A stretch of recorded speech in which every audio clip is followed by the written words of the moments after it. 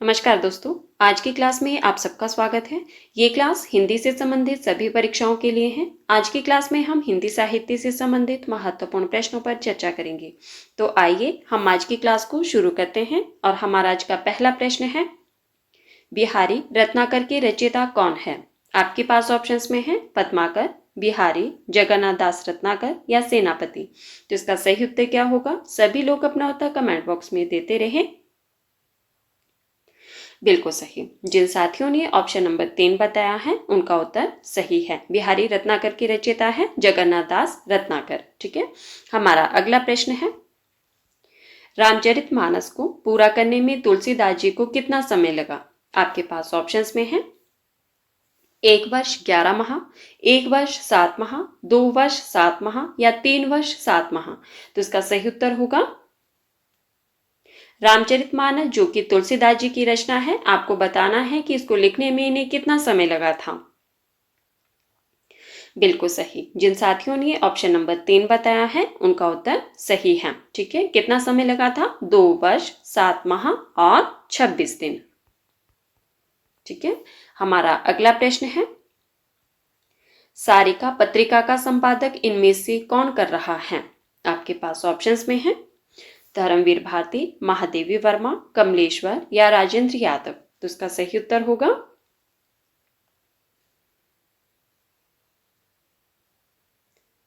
बिल्कुल सही। जिन साथियों ने ऑप्शन नंबर 3 बताया है उनका उत्तर सही है। सारिका पत्रिका का संपादक कौन कर रहा है? कमलेश्वर जी। ठीक है, हमारा अगला प्रश्न है, कुणाल एकांकी के रचनाकार कौन है? आपके पास ऑप्शंस में है उपेंद्र नाथ, उदय शंकर भट्ट, डॉक्टर रामकुमार वर्मा या डॉक्टर सत्येंद्र। तो इसका सही उत्तर होगा कुणाल, जो कि एकांकी विधा की रचना है। इसके रचनाकार कौन है? बिल्कुल सही। जिन साथियों ने ऑप्शन नंबर 4 बताया है उनका उत्तर सही है। डॉक्टर सत्येंद्र नाथ जी की एकांकी है ये। हमारा अगला प्रश्न है, मिला तेज से तेज किस विधा की रचना है? आपके पास ऑप्शंस में है जीवनी, निबंध, आत्मकथा या रिपोर्टाज। तो इसका सही उत्तर होगा, बताइए, मिला तेज से तेज किस विधा की रचना है और इसके रचनाकार कौन है? उनका नाम भी बताना है आपको। बिल्कुल सही। जिन साथियों ने ऑप्शन नंबर 1 बताया है उनका उत्तर सही है। मिला तेज से तेज जीवनी विधा की रचना है। इसके रचनाकार कौन है? बताइए, रचनाकार का नाम भी बताइए। बिल्कुल सही, सुधा चौहान जी। ठीक है, और किसके जीवन से संबंधित है ये? बिल्कुल सही, इनकी माता सुभद्रा कुमारी के जीवन से संबंधित है ये। ठीक है, हमारा अगला प्रश्न है, आधुनिक काल को आचार्य रामचंद्र शुक्ल ने क्या कहा है? आपके पास ऑप्शंस में है पद्य काल, प्रगति काल, प्रयोग काल या गद्य काल। तो इसका सही उत्तर होगा, बताइए, आधुनिक काल को आचार्य रामचंद्र शुक्ल जी ने क्या नाम दिया है? बिल्कुल सही। जिन साथियों ने ऑप्शन नंबर 4 बताया है उनका उत्तर सही है। क्या कहा है? गद्य काल।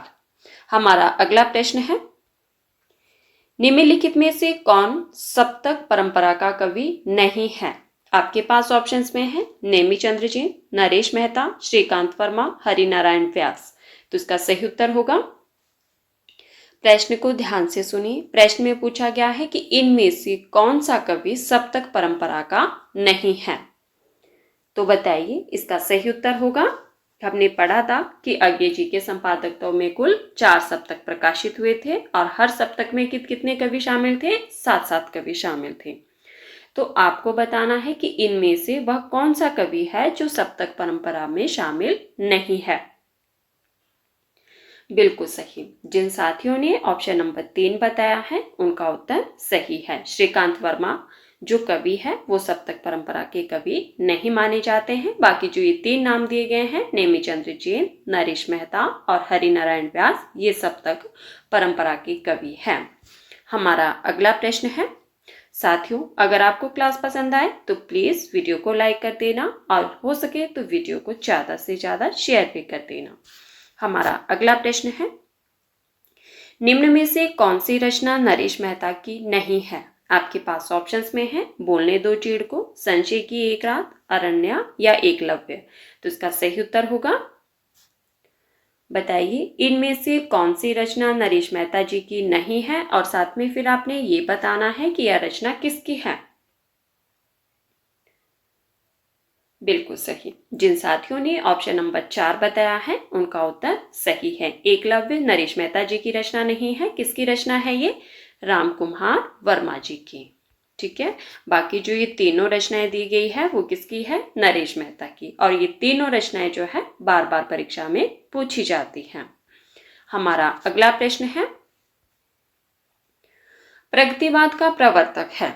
आपके पास ऑप्शंस में है मुक्तिबोध, सुमित्रानंदन पंत, त्रिलोचन या नंदुलारे वाजपेयी। तो इसका सही उत्तर होगा, बताइए प्रगतिवाद का प्रवर्तक कौन माना जाता है? बिल्कुल सही। जिन साथियों ने ऑप्शन नंबर 2 बताया है उनका उत्तर सही है। प्रगतिवाद का प्रवर्तक कौन माना जाता है? सुमित्रानंदन पंत जी को। ठीक है, और प्रगतिवाद का समय क्या माना जाता है? कई बार परीक्षा में प्रश्न पूछा जाता है, तो बताइए। बिल्कुल सही। प्रगतिवाद का समय क्या माना जाता है? 1936 ईस्वी से 1943 ईस्वी तक का जो समय है वो प्रगतिवाद का माना जाता है। हमारा अगला प्रश्न है, 8वां विश्व हिंदी सम्मेलन कहाँ हुआ? आपके पास ऑप्शंस में है दिल्ली, मॉरिशस, लंदन या न्यूयॉर्क। तो इसका सही उत्तर होगा, बताइए 8वां विश्व हिंदी सम्मेलन कहाँ हुआ था और कब हुआ था, ये भी बताना है आपको। बिल्कुल सही। जिन साथियों ने ऑप्शन नंबर 4 बताया है उनका उत्तर सही है। ठीक है, 8वां विश्व हिंदी सम्मेलन कहाँ हुआ था? न्यूयॉर्क में हुआ था। कब हुआ था? 2007 में। ठीक है, हमारा अगला प्रश्न है, हिंदी साहित्य के इतिहास लेखकों का कालक्रमानुसार सही अनुक्रम क्या है? आपके पास ऑप्शंस में है, आप लोग ध्यान से देखिए। ऑप्शंस में दिए गए हैं आपके पास मिश्र बंधु, रामचंद्र शुक्ल, रामस्वरूप चतुर्वेदी और रामकुमार वर्मा। तो बताइए इसका सही उत्तर क्या होगा? आपको बताना है जो हिंदी साहित्य के इतिहास लेखकों का कालक्रमानुसार सही अनुक्रम इनमें से कौन सा है?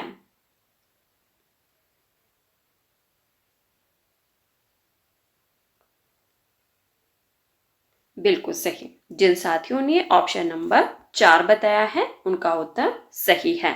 मिश्र बंधु, रामचंद्र शुक्ल, रामकुमार वर्मा और रामस्वरूप चतुर्वेदी। ठीक है, हमारा अगला प्रश्न है, हिंदी का सबसे पहला दैनिक पत्र कब निकला? आपके पास ऑप्शंस में है 1843 ईस्वी, 1826 ईस्वी, 1865 ईस्वी या 1854 ईस्वी। तो इसका सही उत्तर क्या होगा? मेरे साथियों पहले प्रश्न को ध्यान से सुनिए। प्रश्न में पूछा गया है कि हिंदी का सबसे पहला दैनिक पत्र कब निकला था। जी हाँ, दैनिक पत्र पूछा गया है आपसे। बिल्कुल सही। जिन साथियों ने ऑप्शन नंबर 4 बताया है उनका उत्तर सही है, और जिन्होंने ऑप्शन नंबर 2 बताया है उनका उत्तर गलत है। ठीक है, आपसे पूछा गया था कि सबसे पहला जो दैनिक पत्र है वो कब निकला था। वो 1854 ईस्वी में निकला था। ठीक है, और उस पत्र का नाम क्या था? समाचार सुधा वर्षन। बिल्कुल सही। और कहां से निकाला गया था? कलकत्ता से। ठीक है, कब? 1854 ईस्वी में। और इसके संपादक कौन रहे हैं? श्याम सुंदर सेन। हमारा अगला प्रश्न है, कलम का जादूगर किसे कहा जाता है? आपके पास ऑप्शंस में है प्रेमचंद, राम वृक्ष बेनीपुरी, रामधारी सिंह दिनकर या फणीश्वरनाथ रेणु। तो इसका सही उत्तर होगा, बताइए कलम का जादूगर किसे कहा जाता है? बिल्कुल सही। जिन साथियों ने ऑप्शन नंबर 2 बताया है उनका उत्तर सही है। कलम का जादूगर किसे कहा जाता है? रामवृक्ष बेनीपुरी को। और जिन्होंने ऑप्शन नंबर 1 बताया है उनका उत्तर गलत है। प्रेमचंद जी को क्या कहा जाता है? कलम का सिपाही। ठीक है, ये प्रश्न बार बार परीक्षा में पूछे जाते हैं, तो आपने ध्यान रखना है कि कलम का सिपाही किसे कहा जाता है? मुंशी प्रेमचंद जी को। और कलम का जादूगर किसे कहा जाता है? रामवृक्ष बेनीपुरी को। ठीक है, हमारा अगला प्रश्न है, फणीश्वरनाथ रेणु का जन्म स्थान है। आपके पास ऑप्शंस में है तरोनी, बिस्फी, औराही हिंगना या सिमरिया। तो इसका सही उत्तर होगा, बताइए फणीश्वरनाथ रेणु जी का जन्म स्थान क्या है और इनका जन्म कब हुआ था, ये भी बताना है आपको। बिल्कुल सही। जिन साथियों ने ऑप्शन नंबर 3 बताया है उनका उत्तर सही है। फणीश्वरनाथ रेणु जी का जन्म कहाँ हुआ था? औराही हिंगना में हुआ था। कब हुआ था? 1921 ईस्वी में। ठीक है, हमारा अगला प्रश्न है, गंगावतरण के रचयिता है। आपके पास ऑप्शंस में है गया प्रसाद शुक्ल स्नेही, सियाराम शरण गुप्त, जगन्नाथ दास रत्नाकर या मैथिली शरण गुप्त। तो इसका सही उत्तर होगा, बताइए गंगावतरण के रचयिता कौन है? बिल्कुल सही। जिन साथियों ने ऑप्शन नंबर 3 बताया है उनका उत्तर सही है। गंगावतरण के रचयिता है जगन्नाथ दास रत्नाकर। हमारा अगला प्रश्न है, साथियों जिन्होंने अभी तक वीडियो को लाइक नहीं किया है प्लीज वीडियो को लाइक कर दीजिए और अगर हो सके तो वीडियो को ज्यादा से ज्यादा शेयर भी कर दीजिए। हमारा अगला प्रश्न है, गंगावतरण में कुल कितने सर्ग हैं? आपके पास ऑप्शंस में है 15, 13, 17 या 19। तो इसका सही उत्तर होगा, अभी हमने पढ़ा कि गंगावतरण किसकी रचना है? जगन्नाथ दास रत्नाकर की। अब आपको बताना है कि इसमें कुल कितने सर्ग हैं। बिल्कुल सही। जिन साथियों ने ऑप्शन नंबर 2 बताया है उनका उत्तर सही है। गंगावतरण में कुल कितने सर्ग हैं? 13 सर्ग है और यह एक महाकाव्य है। ठीक है, हमारा अगला प्रश्न है, छायावाद का घोषणा पत्र किसे कहा जाता है? आपके पास ऑप्शंस में है लहर, कामायनी, आंसू या पल्लव। तो इसका सही उत्तर होगा, बताइए इनमें से छायावाद का घोषणा पत्र किस रचना को कहा जाता है?